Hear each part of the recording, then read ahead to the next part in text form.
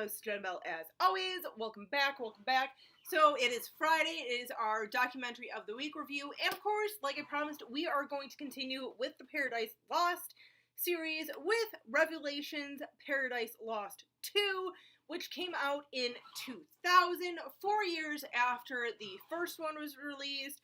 So, wow, this one really kind of blows the lid off quite a few things. So if you, for those of you who have seen the first one so far or have seen it, you kind of do see like a lot of things, a lot of like inconsistencies, kind of a lot of things of like, like I don't know about this, like it seems a little weird, like seems a little fishy. This one will definitely make you like really open your eyes and be like, oh my god, like what the hell was going on in those first trials? Like how did things get missed? Like, oh my god, like hello, like these kids are not the ones who did these murders. So yeah, so let's crack into it. So obviously this came out in 2000. So at this point,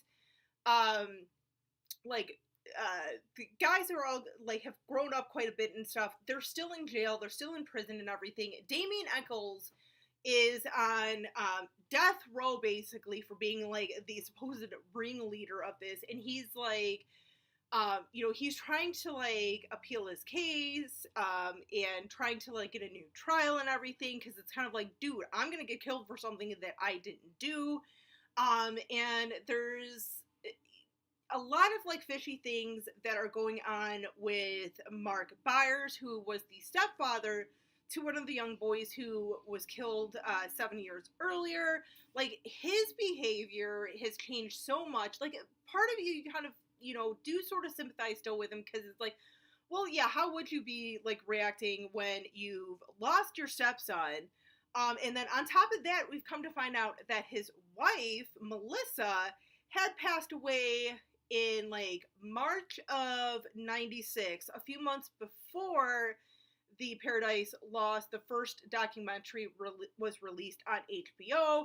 There was some speculation, some inconsistencies with her death and everything, and even to the point where he kind of admitted that, and I think there's other like confirmations with this, that he had yet to see like the autopsy report or anything. Like every time he calls, they're like, nope, it's sealed up, can't see it. So that's a little fishy, but it still kind of doesn't make him look too good, because there's quite a few things he said throughout this documentary, in the second documentary, that are very inconsistent. Like his stories aren't matching up.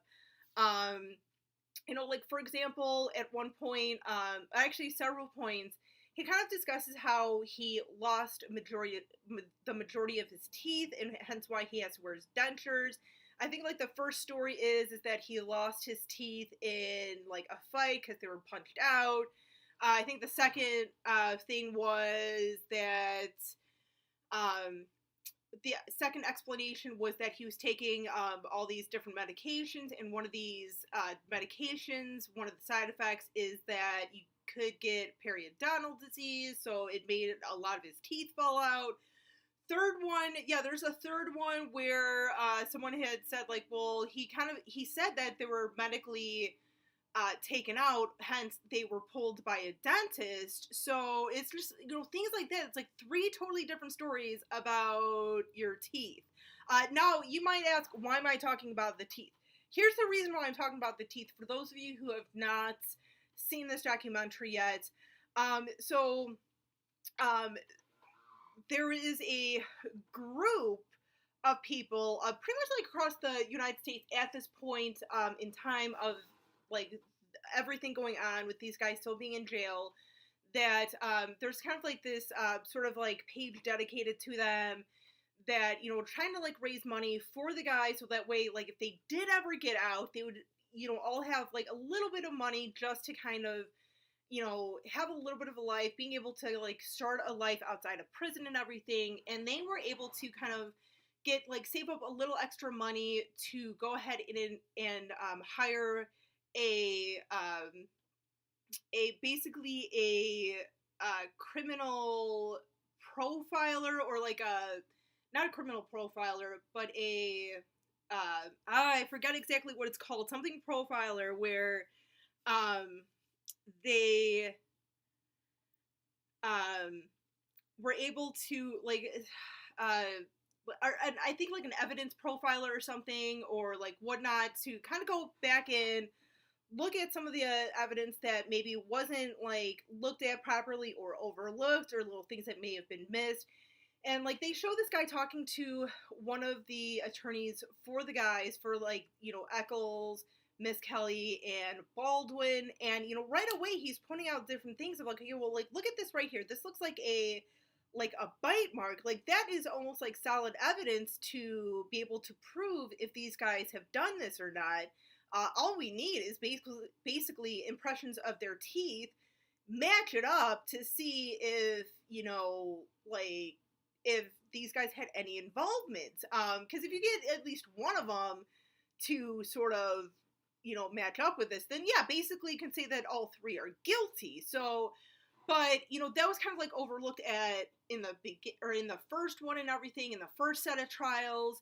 And they even said too, I think this profiler even said like this is almost better than like DNA itself, because even if you get like your teeth pulled or something happens where you get your teeth filed or capped or something, you're still always going to have those records of what your teeth were like originally. So, we can match this up. Like, we can match this up with these three young men to see if they actually, like, had any involvement with this. This is your proof right here. So it's like right there, you're kind of like, hey, dude, like, oh my God, like, how did they miss this? So it's just, this one definitely will kind of get you a little like, what? Like, how is this happening? Like, how did this happen?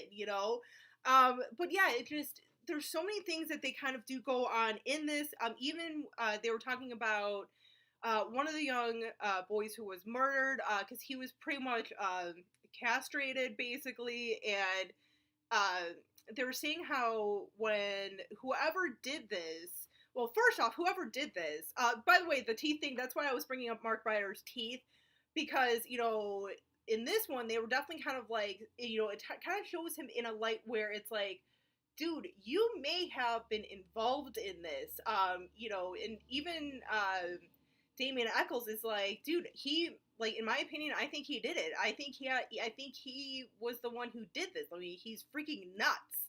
He's crazy. And it kind of does almost make sense, especially too, as I was about to say, like, like someone had to have known these boys. Someone knew the area to dump these kids off, because they obviously were not murdered at where they were left, where they were found and everything, already dead, because there was no blood. Like, you can't really, even if like it rained or something, there'd still be some sort of like evidence or something, or some sort of disturbance in the woods there, and there was like nothing. But even with like the like castration of one of the young boys, they're saying how, okay, so this was done with a knife, obviously, and if you look here, it kind of, for someone who supposedly knows, like, who knew what they were doing, if that was their defense, like, look at this, like, okay, there's some tear here, so either the kid was still alive and was like struggling, or whoever was cutting this boy just didn't know how to like cut a piece off of a young kid. I know I should not have said cut a piece off. I'm so sorry. Like, that came out all sorts of wrong. I'm sorry. But like, they're saying like different things like that, and it just, like, there's so many different things about this that they were like really kind of disproving, just like sort of like looking over this evidence. And even with like the bite mark, going back to the bite mark, this profiler was like, look, if they're saying that this was like a ritualistic, a cult sacrifice, like, they're not going to be biting like, the face, or biting, their victim anywhere. Like, that is not ritualistic. That is definitely not. And they even brought up, anytime that, kids brought in and they see a bite mark, they instantly kind of go to the mother. Actually, it was the Byers kid that they were talking about with this bite mark too, because in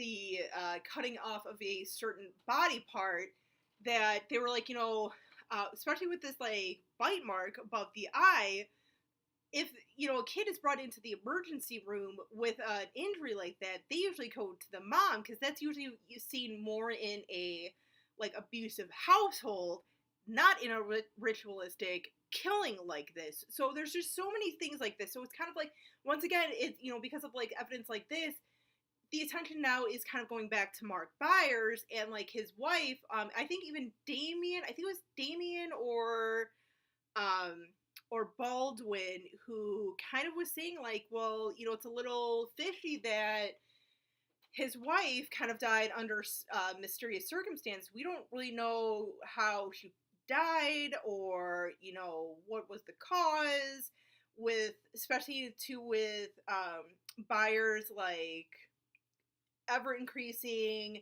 erratic behavior. Like, this is kind of why a lot of people were thinking, especially when this one came out, that possibly Mark Byers had everything to do with these murders. So, and we will actually find out more about this in the following trilogy. Yeah, there's like 3 Paradise Lost plus another one that's more about like life after prison for Damien Echols. So just to give you guys heads up. But this one though, like, there's just so many things that like do not look good for Mark Byers. And also too, I mean, at the same time, you almost have to be like, okay, well, wait a second.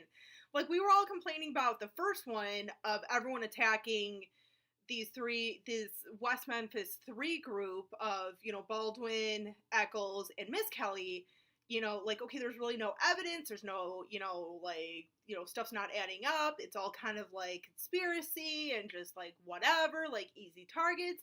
At the same time, like, in this one, you're kind of like, okay, well, wait a second. Like, yeah, like, things are not really looking good for him. Things are kind of like seeming to be like going against him, especially with like evidence and stuff. His stories aren't adding up.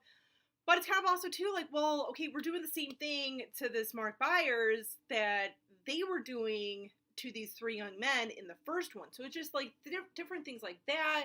But like I said, I feel like in this one, like the evidence and his behavior and his stories just make it very easy to sort of think that he could have been the one who did this. Maybe even his wife, whether she had a part in doing any of this killing or at least knew of it. Like, that's kind of like the rumor mill that's going on in this film. It's kind of like, it's kind of easy, like I said, it's kind of easy to see why they would be easy to be like suspect in this. So, but yeah, there's a lot of like different things, and a lot of things that just don't like, still don't add up into this, but we're getting a little more clarity in this and everything. I know by the end of this, this documentary here, Paradise Lost 2, like, I know Damien had gone in front of a judge, kind of state his case, like, hey, I really would like a retrial, I didn't really get a fair trial, I was misrepresented, like, please, see, so they were reviewing it, and by the end of this documentary, we come to find out that the judge decided not to grant him a retrial, so he's still, once again, sitting on death row. In at the conclusion of this, they had said, like, he could be executed, as soon as within a year. So, like, when this came out, he could have been executed as soon as 2001. So that's like really, really scary. I think most people, if they were just on like, a life sentence, all 3 of them, and not one of them had a death sentence, I think, it might not have been as much of, obviously you would wanted these guys out, but I don't think it would be such a frantic rush to try and get to prove these guys' innocence. But yeah, because he's on death row, it's kind of like, okay, like, we've got to like make sure he doesn't get this death sentence and executed before it's too late and they realize, oh crap, like, this is the wrong person. So, but no, it is definitely just so many different things. This is another long one too. Not as long as the first one. It's only just over 2 hours long. But definitely go check it out, you guys. Like I said, if you watch these, over, like all three or whatever, even like the last one, you will kind of see just so many things that have gone on in this trial, and just like it will make you sit back and think. It really will. And like I said, whether you think that these guys had anything to do with it or not, I mean, that's your opinion. Like I said in my last video, I really don't think they had anything to do with these killings. So, but let me know what you guys think of this documentary in the comments. Till next time, you guys, as always, stay creepy, classy, and a little bit sassy.